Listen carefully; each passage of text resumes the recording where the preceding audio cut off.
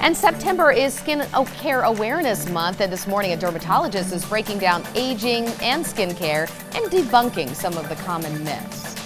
And now Rose Beltz is in. We're talking about doing some health care for our skin, right? Absolutely. Thanks, Jen. So September is Skincare Awareness Month. Taking care of your skin is a very important thing, but not everyone knows the do's and don'ts when it comes to skincare. So today I'm joined by dermatology PA Savy Guthrie to talk about the ins and outs of skincare. So it's a great time to try something new.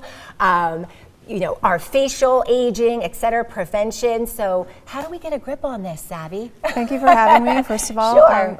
By far the biggest question patients ask me in our office is skincare and products and their regimen, but mainly about anti-aging. So today I just wanted to touch on, you know, what people are seeing in the mirror and what you can fix with products, what you can't fix with a regimen, and really what's happening. Right, so it seems like lifestyle, genetics, what are the things we can control and can't control? Yeah, so genetics, obviously, I mean, it's a crapshoot. You get what you get, but you can make the most of it by having a healthy lifestyle, eating clean, drinking plenty of water, resting, getting exercise, avoiding too much sun exposure, and not smoking. So. Right. Yeah. So, and hopefully we know a lot of this, you know, by now. But yeah. But we still need to be reminded. And also, but what is really happening beneath everything? Well, so at the surface, people see changes, textural changes, pigmentation, and even skin tone, the appearance of fine lines.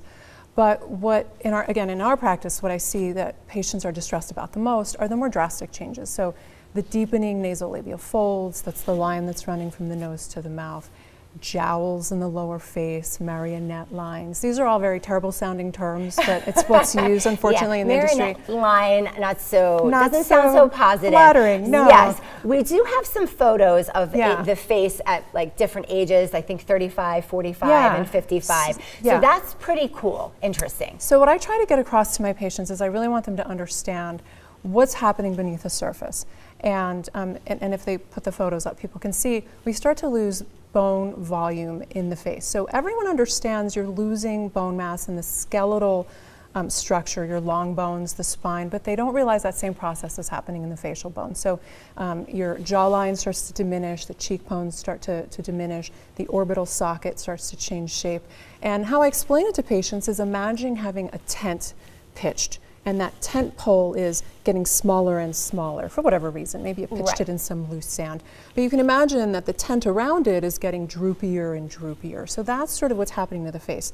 So bones, fat, we really can't control that, so unfortunately. The bones lose volume, the ligaments that are holding the fat pads in place start to become more lax. Those fat pads start to drift south like everything else. Gotcha. And they atrophy. And so that's what gives us that heaviness in the lower face. So it sounds a little depressing, I have to say. So what can we, knowing there's things beyond our control, so what are some of the things that we can do? I know there's a lot of talk of chemical versus natural skincare. So so people turn to products. And the reason I want people to understand the mechanism of action of aging is because you're going to be very disappointed in your $300 skin cream because it can't fix the underlying structure of your face. Right. But what creams can do is address those surface changes. So maybe improve the texture, the skin tone, the appearance of fine lines, and there are ingredients to look for. And you know, whether you're looking for natural or whether you're looking for, you don't care whether it's natural or vegan or whatever the case may be,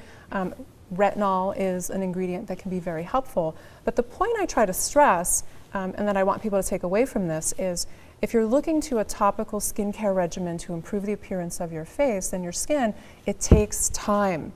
Right. A lot of time. So tretinoin, which is the active ingredient in Retin-A, has been shown in studies to stimulate collagen growth, but those studies took place over 6 months to a year.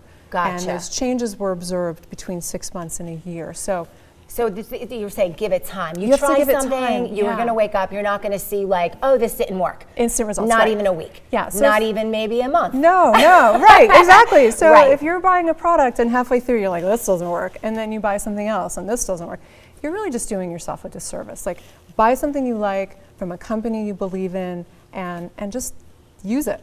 great. Yeah. Well, thank you, Savvy, so much. Really, really helpful information. We're going to talk a little bit more. We're going to go on Facebook Live, talk a little bit about natural versus chemical. Really interesting. I think you might want to jump on Facebook if you get a minute. And so we'll have more news and weather after the break. Thanks so much. Thank you.